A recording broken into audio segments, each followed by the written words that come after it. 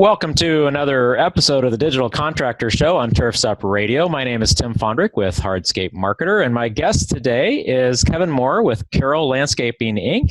Kevin, welcome to the show. Thank you very much for having me.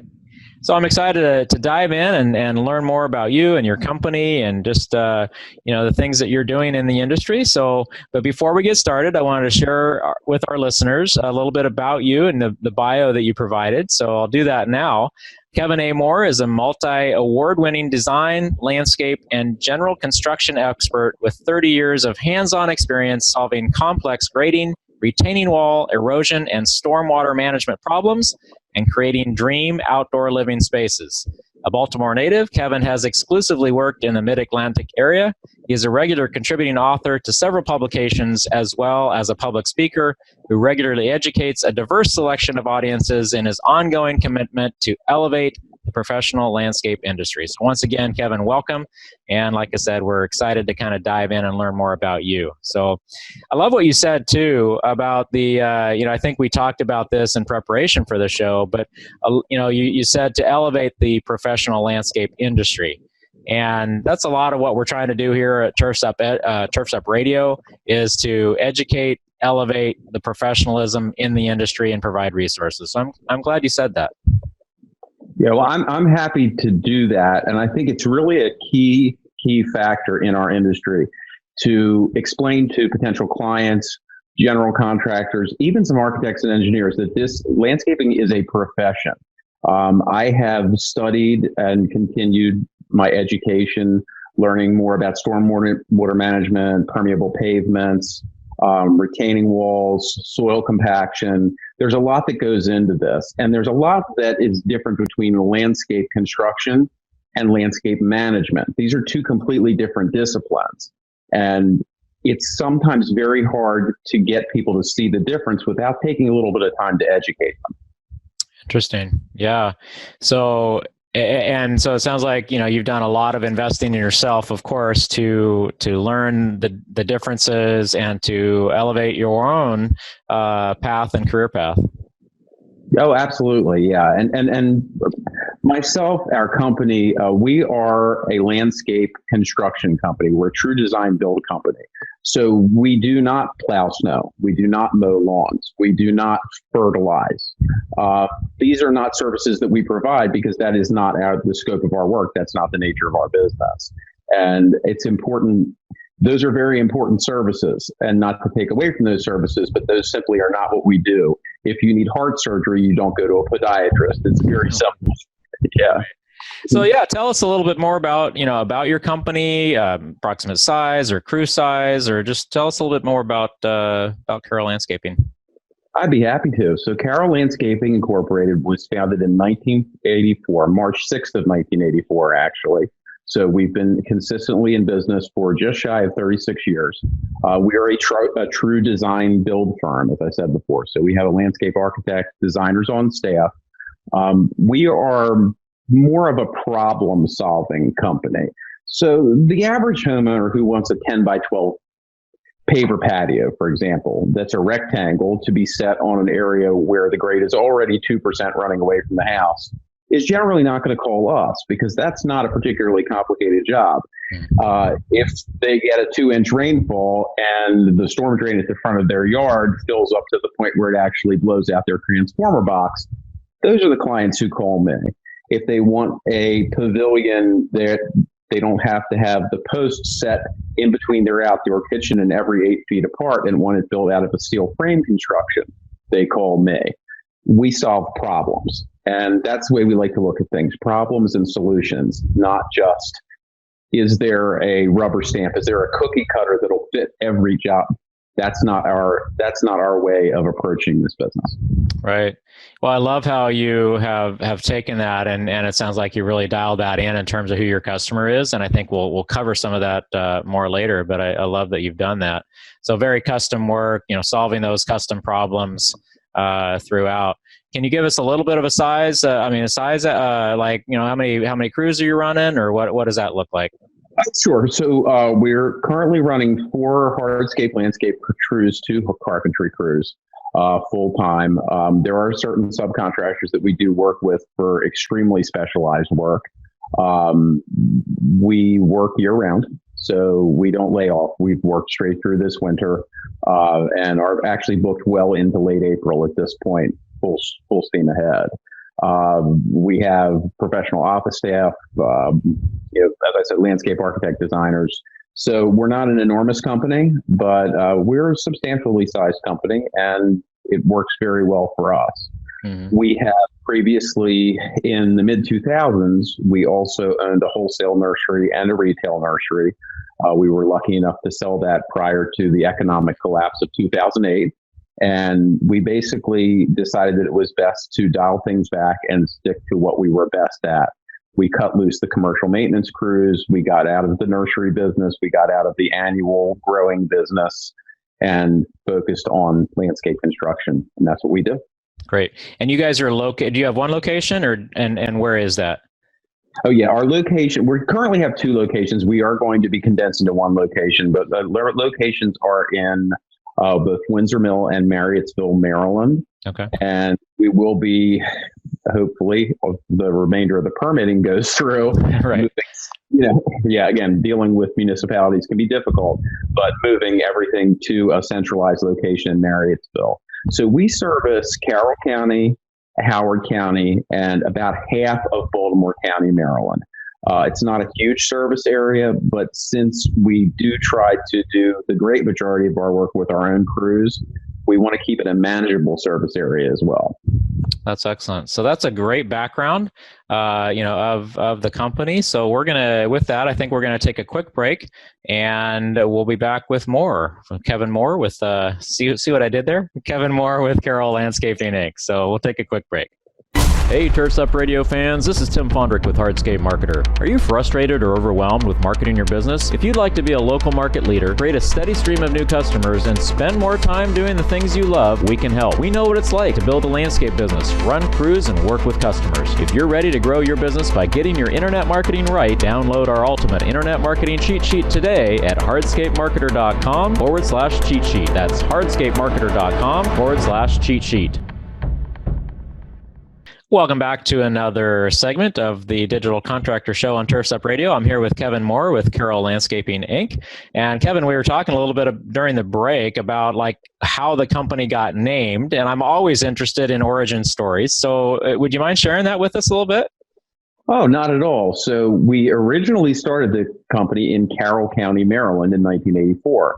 Well, at that time, Carroll County was a very, very rural area. And the basic mindset of the people who lived here was generally, I will do it wrong before I pay someone else to do it. So at that point, Columbia, Maryland, which is in Howard County, which is more outside of DC, was really starting to grow considerably. So we relocated to an area where we could spend most of our time in Howard County, which is where the work was. Now, the funny thing is here, almost 36 years later, we do about half of our work in Carroll County because so many people have moved from Howard County to the Carroll County area and commute to either to DC or, the outlying areas for their work. So Carroll County is actually now, I believe, once again, in the top 25 highest per capita incomes in the country. So oh, wow. Kind of came full circle here. Now Howard County's number 2, so we still like being there too. Yeah. Right. So the name worked out kind of roundabout over the years, but it worked out well. Yeah, it only took 35 years, but yeah, it worked out fine. Yeah. That's awesome. So I mean, again, I always like hearing the stories behind the names, but so in terms of kind of give our listeners an idea of kind of your sweet spot, you mentioned you're all design build. What does the typical sweet spot customer look like then? Okay, so typical sweet spot customer is a client who is coming to us, and I hit a little bit of this on the last segment, but with a specific problem to solve.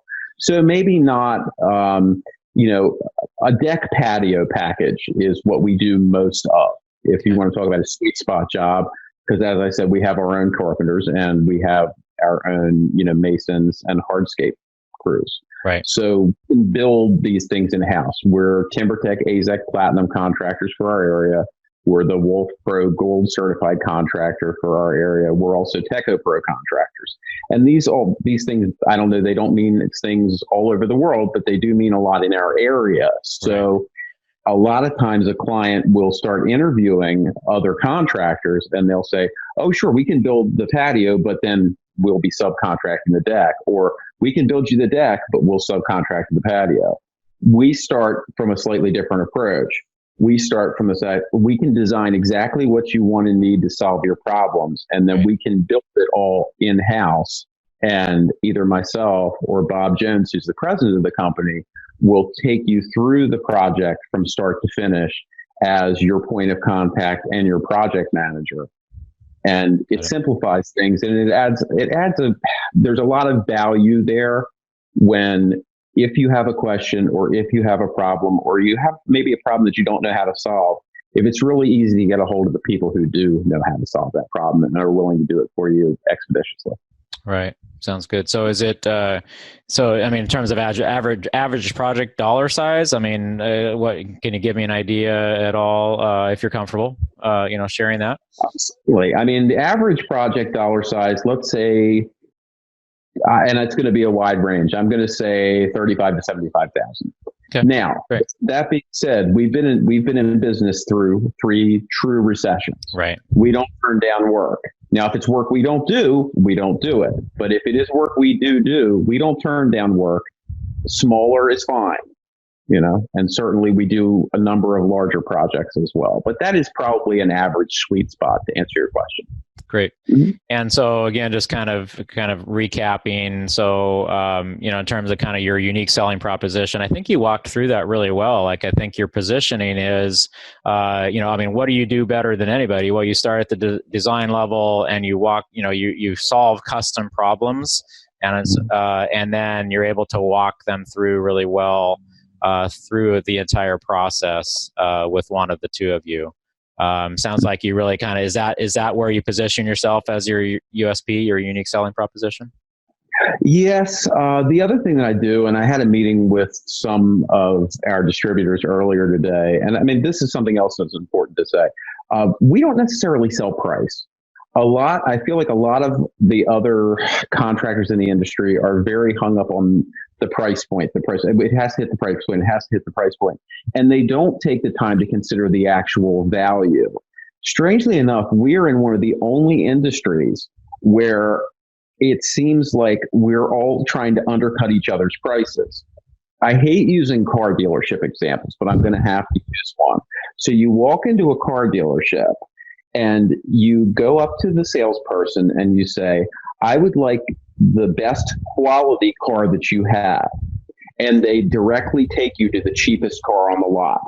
Now, it may not run for more than 5 minutes after you get off the lot, but it's cheaper than everything else. They have not done you a service. But we do that in the landscape industry all the time. We try and always, that porcelain tile that Dow Tile just came out with is amazing. It's 50,000 PSI. It goes through the same slip resistance that's used inside. You can actually use a stone deck system to put it on top of a deck and use the same tile in the kitchen to take the inside literally from the inside to the outside. But let's sell them a 4x8 paver because that stuff's too expensive. It doesn't make sense. You have to be able to express the value of the product to the client and then let them make the decision. If they want to use something less expensive, that's fine. But we need to give them the option. I think you just shared a great nugget there, and just really kind of how to position on value and educate the consumer or the customer on the value as well, and let them we don't need to make that decision for them. So that's a great nugget. With that, I think we'll take another quick break and we'll be back. And we're back with another segment here with Kevin Moore from Carroll Landscaping, Inc. And Kevin, we were talking during the break and a little bit about, ideal customer and knowing who that customer is. And I'd love to kind of get your insight into how you develop that how you've developed that as a company and what people should be looking for. I think live and learn is a good way to put it. We've been doing this for a long time, and we want to provide a high level of customer service to everyone, but not every homeowner is our client. And at a certain point, you need to realize that, you know, our industry has a value, and we touched on that earlier, but the services that we provide have a value.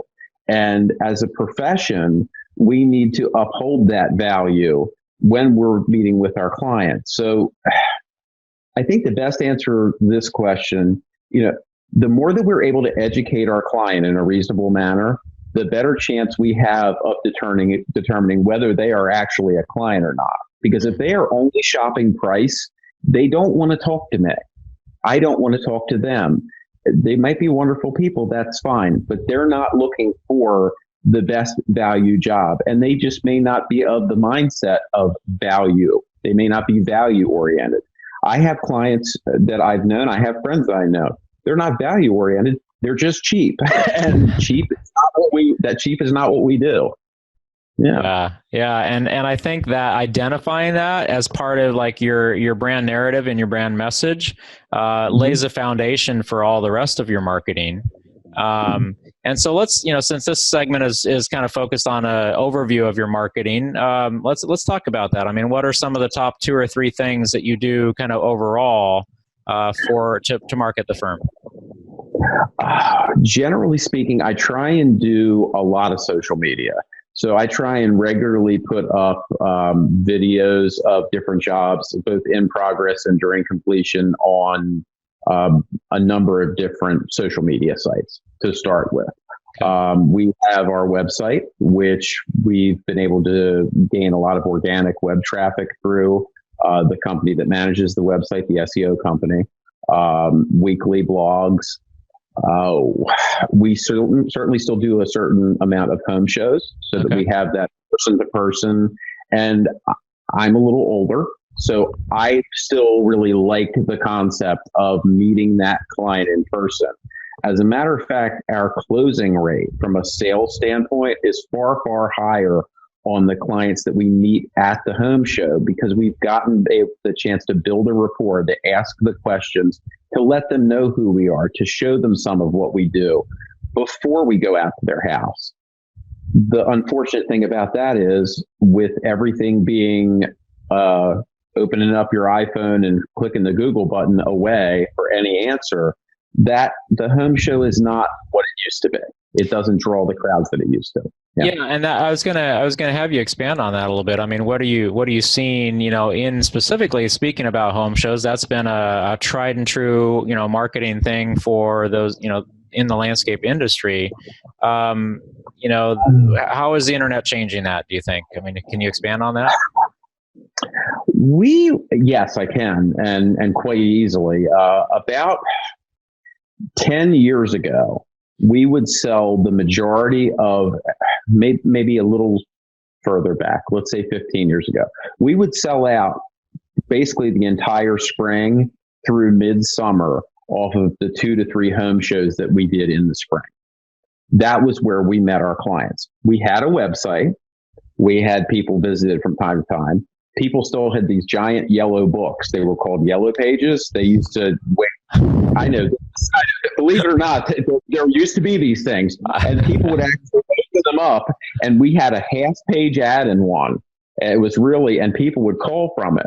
And these things are no longer in existence. Basically, we went from doing 16 home shows a year. We're down to 3.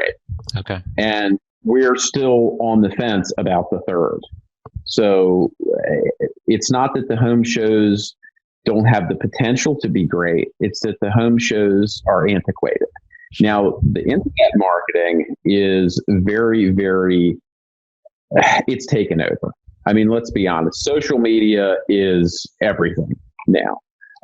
If someone can't find you on Instagram, if they can't find you on Facebook, if they can't find you on LinkedIn, you might as well not exist at this point. So that's, and we're going to dig into a little bit more focus on digital in the next segment. And I think it looks like you're doing a great job on a lot of fronts there. I was in the landscape business for 14 years, can totally relate to the yellow page advertising. We take out one of the biggest ads, that we could. And then of course they came out with multiple books, and Yeah. and the phone rang. It was this amazing thing. And then we always did home shows too. But I the insight into kind of how that's changing on the home show front is really is right, spot on. And I think one of the you mentioned antiquated. And I think a lot of home shows are struggling to kind of figure out how to be relevant in the digital age. And that face-to-face is amazing, and you can't beat that. But they are competing with the internet that's at our fingertips. Everybody's got this at their fingertips, and being able to do that. So so I think that's good insight, and I think you're not alone trying to kind of figure out, is this still the right effective way to keep going? How do we leverage it? How do we marry the two between? And so maybe we can talk about that. Marry a home show with segueing, turning that into a lead capture machine that then turns into digital advertising. So we can talk about that maybe in our next segment. Does that sound good? Wonderful. Thank you. So we're going to take another quick break. My name's Tim Fondrick with Hardscape Marketer, and this is the Digital Contractor Show on Turfs Up Radio. We'll be right back. Hey, Turfs Up Radio fans, this is Tim Fondrick with Hardscape Marketer. Are you frustrated or overwhelmed with marketing your business? If you'd like to be a local market leader, create a steady stream of new customers, and spend more time doing the things you love, we can help. We know what it's like to build a landscape business, run crews, and work with customers. If you're ready to grow your business by getting your internet marketing right, download our ultimate internet marketing cheat sheet today at hardscapemarketer.com/cheat sheet. That's hardscapemarketer.com/cheat sheet. And welcome back to another segment here of the Digital Contractor Show. I'm here with Kevin Moore of Carroll Landscaping, Inc. out of Maryland. And Kevin, welcome back. We were talking a little bit about during the break about digital marketing, and we're going to do a deep dive into that during this segment. And you mentioned something that is absolutely spot on about change. And can you share a little bit about that? I will just repeat what I said to you while we were on break. The digital marketing, it's a moving target right now. Things are constantly changing. Real quick story. I don't know. Have you ever heard of TikTok? Uh-huh. Okay. My 15-year-old niece has over 1 million followers on TikTok. I have no idea what she does on it. They actually flew her out to Los Angeles. I didn't even know what TikTok was until I got a call that she was famous on TikTok. Is this going to be relevant to us in the landscaping industry? I have absolutely no idea. When Instagram came out, I thought it was stupid. Now Instagram is very, very important. So I'm very active on Instagram. There are a lot of different ways to reach people through the digital marketing process. And how to best allocate those funds, it's a hard question to answer. Yeah. Indeed. And, as a digital marketing professional myself, I mean, this is an area that we live and breathe, and, our team lives and breathes it. And it's hard for us to keep up, Sure. To be honest. And I mean, we spend a lot of time, working on what are the trends, what are we seeing, what are the sites and demographics, et cetera. But tell us a little bit about how do you personally keep up? Like what's your strategy to do your best to keep up with the moving target? I read a lot. I do. I read a lot. I try and stay very dialed in, very tuned in to the industry. We keep very, very, very good records of how people found us. And it's not as easy as it used to be. So again, going back X number of years, it was, they called on the phone. Did you find us in the yellow pages? Did you see us at a home show? Did you see us working in your neighborhood? Were you referred to by one of your friends? Those were the basic questions. Now we have a spreadsheet that you can't even read the lines in the columns. They're so small. There's so many different ways that people find me. So here's a great example.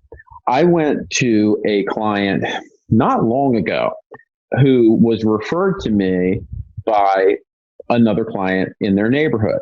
When I showed up, they had a list of different things that they wanted that they had gleaned off of 7 different videos that I had put up on LinkedIn and Instagram and YouTube. Wow. I would like you to do this. I know you said this. Is it possible to do that? And by the end of the client meeting, basically, I had already designed and sold the job before I got there because they had all their wish list compiled from these different videos. That blew my mind. I just thought I was talking to no one, but Right. but people do pay attention to these things.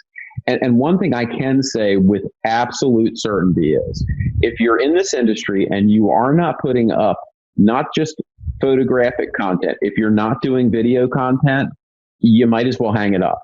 Google purchased YouTube. It's that simple. And what's going to wind up happening is if in a year or two, this is what I've been hearing, if you do not have video content up and available through your website and that links back to you, you're going to get kicked to the back of the door. Absolutely to page 127 on Google one way or the other, because they are looking for people who are basically hitting their algorithms, hitting the metrics that they're looking for. Right. So there's I mean, and video is definitely continues to be an emerging trend. There's a fun joke that says and to speak to just what you said, the best place to bury a dead body is now on page 2 of Google. So yeah, it's true. It's true. Yeah. Oh, yeah. So that definitely a moving target. Lots of things going on. So you're on Facebook, Instagram, LinkedIn, YouTube. Are there other? You're not using TikTok yet, but other social channels. I don't think I'm going to use TikTok. There are some embedment issues, from what I understand. Our tech people have told us that there are some intrinsic issues that are problematic to that platform. So we're probably not going to use TikTok. Snapchat is of no interest to me. Facebook, there are 2 schools of thought on Facebook. We are present on Facebook. Facebook is certainly by no means a big push for us. I would much rather push towards the professional community. I tend to push more towards LinkedIn. Instagram, certainly. Twitter, at one point I was well over 10,000 Twitter followers. I'm back down in the 9,000s now, but Twitter's good. Twitter, Instagram, to some degree, LinkedIn. These are points of reference for our clients. So they're looking at us in these different places, and then they may be coming to our website and putting through the contact form or the request form to meet with one of us. Yeah, and so that's a good segue too. So you mentioned that you now have this source file, right, of all these different places where people are finding you. And then, a typical buyer's journey that we see is that, they see you, they now become aware of you, right? And they have a need. And so then they're going to do, some research, go into a research phase, and then, they're going to look you up online. They may run across you, then they're going to look you up. They're going to look up your website, your social media, your reviews, et cetera. And all that kind of falls into, Google actually has a term for it called 0 moment of truth. But it's that kind of like, if they like what they see, are they going to keep moving forward with your company, or in that split second going to go somewhere else? Does that make sense? It absolutely does. And it's more than just like the Yelp and the Google review are of absolutely no use at this point. That's nothing. You need to be spread out across the spectrum of different places for these potential clients to look, because they're going to want to, like you said, cross-reference. They're saying, okay, well, oh, look at this. Oh, look at that. And once you've gotten their attention, they will continue to dive further and further in, to the point where some people in their minds have already hired you before you even come out. Yeah. And that's what I think you just hit on a really good point, is a lot of, we don't know what we don't know, of what they've been researching behind the scenes, before they actually call us. And so it's important to have all those digital pieces, those properties across the spectrum, in place. And so you mentioned Google and Yelp reviews. I mean, are you doing anything proactively to get reviews across the spectrum, or not? We have a very, very large number of excellent reviews on Angie's List through the Better Business, through some of the other things. Our Google reviews, we have some good Google reviews. I have one Google review that I can prove and am considering to take to litigation is actually from one of my competitors, which is completely false and baseless.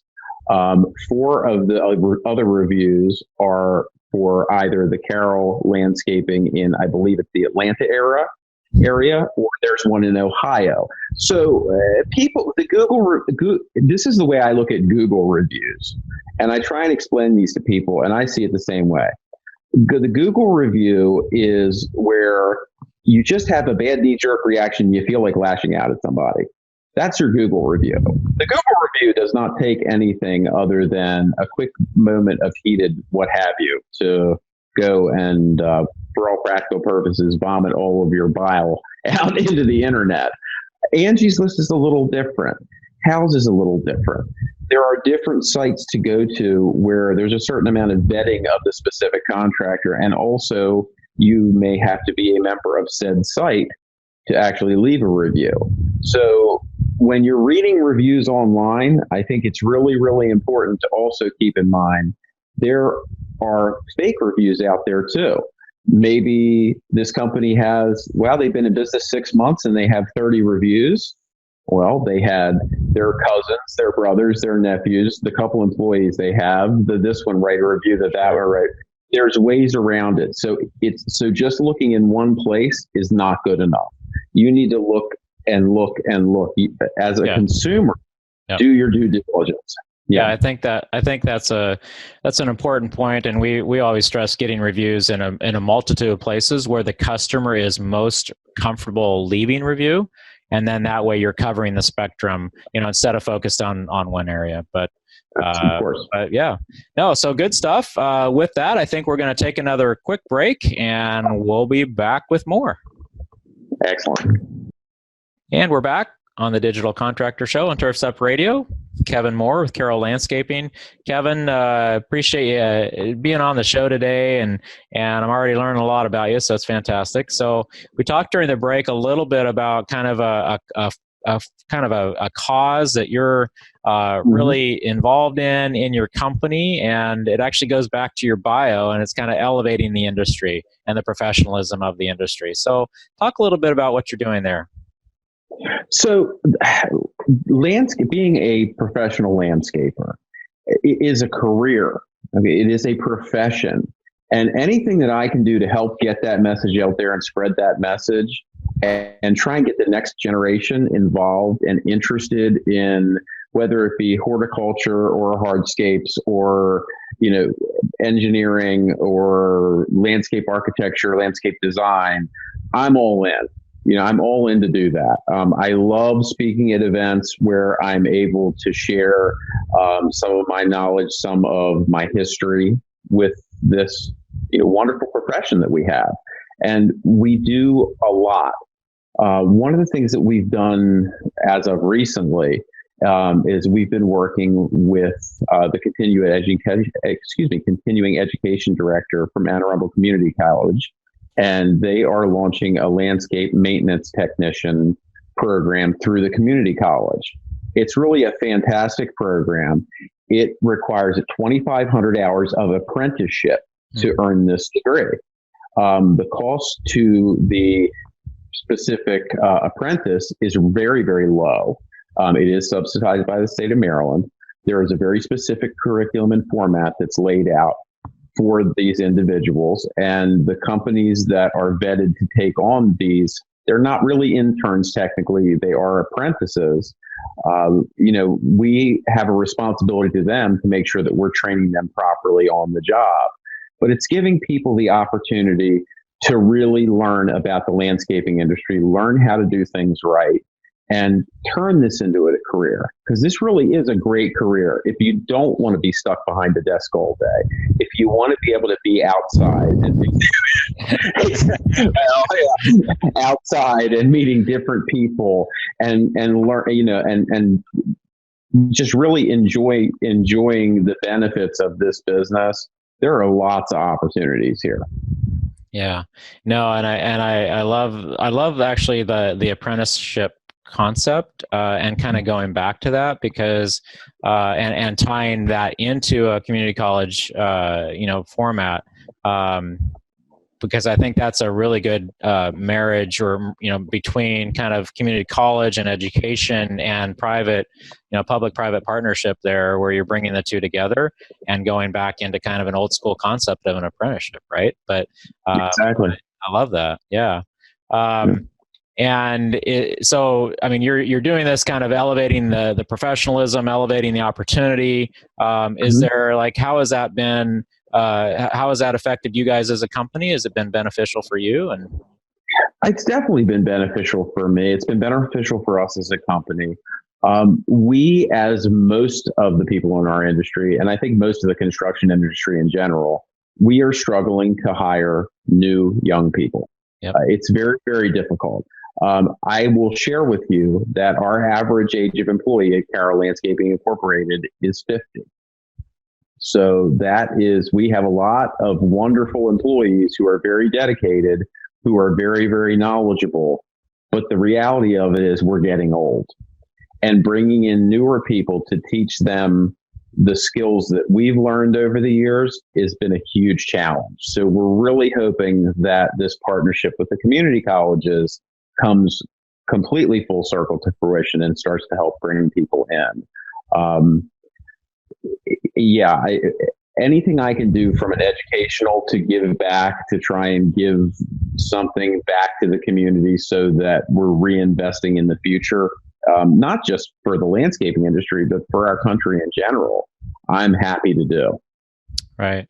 Well, and you nailed it. I mean, this is a huge challenge for the industry, for trades. Just getting attracting that quality younger worker. And so, some really good insight, and I appreciate the efforts you guys are doing on it, just because it affects everybody in the landscape industry. So, yeah, fantastic, great job. I love that partnership by the sounds of it, and I think we all are in the industry trying to figure that out, to how to make that better. So, Yeah. awesome. Well, with that, we're going to take a quick break again, and we'll be right back. Hey, Turfs Up Radio fans, this is Tim Fondrick with Hardscape Marketer. Are you frustrated or overwhelmed with marketing your business? If you'd like to be a local market leader, create a steady stream of new customers, and spend more time doing the things you love, we can help. We know what it's like to build a landscape business, run crews, and work with customers. If you're ready to grow your business by getting your internet marketing right, download our ultimate internet marketing cheat sheet today at hardscapemarketer.com/cheat sheet. That's hardscapemarketer.com/cheat sheet. All right, we're back with another segment of the Digital Contractor Show, here with Kevin Moore, Carroll Landscaping Inc. And Kevin, it's fun to hear more about your business and learn what you guys are doing in the industry. And you guys have been around a long time, 36 years, I think you said. So Correct. You're bound to have some hindsight of things that you've probably learned through the years. So maybe if you could share maybe 2 or 3 things that have really stood out to you when you think of things that you've learned that you wish you knew when you started. I can think of 200 or 300, but I'm going to have to go to the top. I'm going to have to go to the top 2 or 3. I think I would. If what do I wish I knew when I started? I wish I knew how to better qualify clients when I started. Would be my first wish. That I knew how to find that happy medium where I haven't insulted anyone, but I've determined that they're just not the right person to work with. As a 1. As a 2, I wish I would have known the value of the skills that I bring to the table from the start, because I certainly would have had a completely different outlook on how I related to clients, and how, and in turn, how clients would relate to me. And as a 3rd, God, there's so many things that I would do differently. Right. There's just so many. I think I would love to have the wisdom. That's the word. Yeah. I would love to know the things now that I wish that I knew the things 30 years ago, what have you, 35 years ago, that I know now as far as maybe who to trust when making an investment. Made some mistakes over the years. I mean, one, we had hired a specific small company to build our first website, and they really basically just took our money and ran.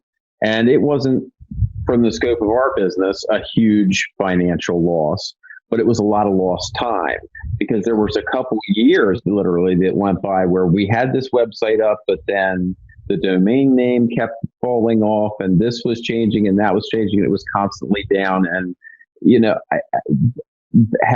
I wish that I would have known to look before I leaped and really do my due diligence across the board. Basically, I've learned that there's no such thing as a free lunch, and whenever I'm lazy, things go poorly. Whenever I make a decision, things go poorly. Mm-hmm. Now there's a nugget, right? So do your due diligence, and so forth. So I like to say I've probably made every mistake in the book, but that's how we learn too. And wisdom is learning from other people's mistakes. So good stuff there. Is there any, so that's kind of like the website maybe, and doing the due diligence is a marketing mistake. Is there any happy accidents, that you didn't expect from a marketing initiative or something in your business? Yeah. I mean, strangely enough, the videos that we started to do, I mean, I absolutely thought this was a stupid waste of time, taking these videos. And, excuse me, it turns out I've really enjoyed doing them, and they've been incredibly well received. And my clients have really responded to them. And I never would have thought that would have happened. I thought that I was going to get 1 or 2 views here and there and a bunch of bad reviews on YouTube and basically hate mail. And what's ended up happening is the exact opposite. So it's been a lot of fun. So that's been a happy accident, let's say. That's great. Yeah. So for the contractor, kind of looking to get to the next level in their business, just again, hindsight or a quick summary of what you've said or whatever, any other additional nuggets of kind of that for that person. Focus on value. That would be my number one bit of advice for anyone. Focus on value. And if there's any way that you can do this, take your ego and throw it away. Your pride and ego will kill us every time. We being humble, being respectful, listening to what your client actually listening to what your client says. These are things that we need to do, and we need to do better in this industry. I can't tell you how many people tell me, I've had 5 people out, and you're the first person who actually listened to what I said and provided me with a proposal for the work that I wanted to have done. I find that mind-blowing. It's so simple to pay attention. It's so simple to be respectful and courteous to others. And it's good for business. So, yeah, I mean, that's a couple of things. Another that I would make is don't grow too fast. Grow smart. You don't have to be the biggest one on the block. It's not that important. Grow smart, develop a client base, cater to that client base, grow slowly, and you'll continue to do well. Nice. I think there's some wisdom in there. There's some good stuff. So, well, definitely good hindsight, things that you've learned over the years. You certainly have a lot of experience and can speak to that well. And for those contractors looking to get to that next level, I think that's fantastic. So with that, I think we're going to take another quick break, and we'll be back for our closing segment after a bit. And we're back for a final segment here with Kevin Moore of Carroll Landscaping. And Kevin, thanks so much for being on the show today. And I just kind of wanted to open up if you've got any additional nuggets or any pieces of wisdom that you'd like to add as a final parting gift for us. I have a number of things that I'd love to talk about, but I think one of the things that I want to talk about is the value of purchasing good materials and good equipment. A lot of people in our industry, again, are very, very focused on price. Well, let's use pavers, for example. This is a cheaper paver than that paver. I can pay less for this paver. So this is the paver that I'm going to take to every one of my clients. We have so many different amazing products in our industry that are available to us. Not different cultivars of plants, different types of paving stones, natural stones, segmental retaining wall units. Don't assume that your client does not want something just because you're afraid to ask for it. You gotta put that fear aside and do what's best for your client. You really do. So there's I'm curious, like, have you ever read the book Go for No? I read a lot. I don't recall that one offhand, but yes. It's a great little read. It's an easy read. I know the authors, but what you're describing is going for no, and I mean, and similar is you're not, making up the mind of your customer. It's what are they saying no to? And anyway, so quick little segment. Go ahead, continue. Very good. Yeah. So I mean, the other thing is, be about building long-term relationships with your customers. We have customers where we've done the grandparents, the parents, and now the kids' houses. Think about that. 3 generations. That's and amazing. We've done the installations at all 3 of those generations because we've maintained those relationships. And maintaining those relationships is critical.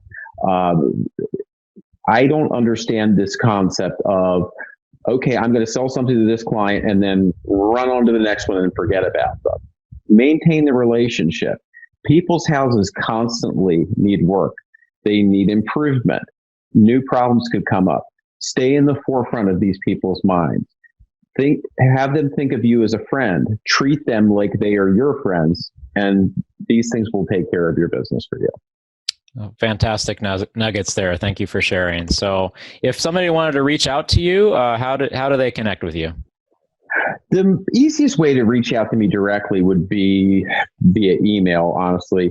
Realistically, LinkedIn, Kevin Moore. It's very easy to find me on LinkedIn. Send me a request. I will absolutely follow you back and be happy to have a conversation. You can go through our website. It's carroll-landscaping.com. And do a request form through there. All of our contact information to the office, phone numbers, etc., are listed on the website.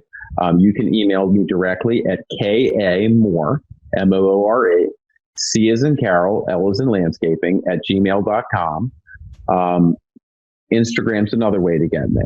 I'm constantly on social media, so a lot of times I'm checking my emails, checking my LinkedIn notifications, checking my Instagram notifications before I'm even checking my voicemails. So right.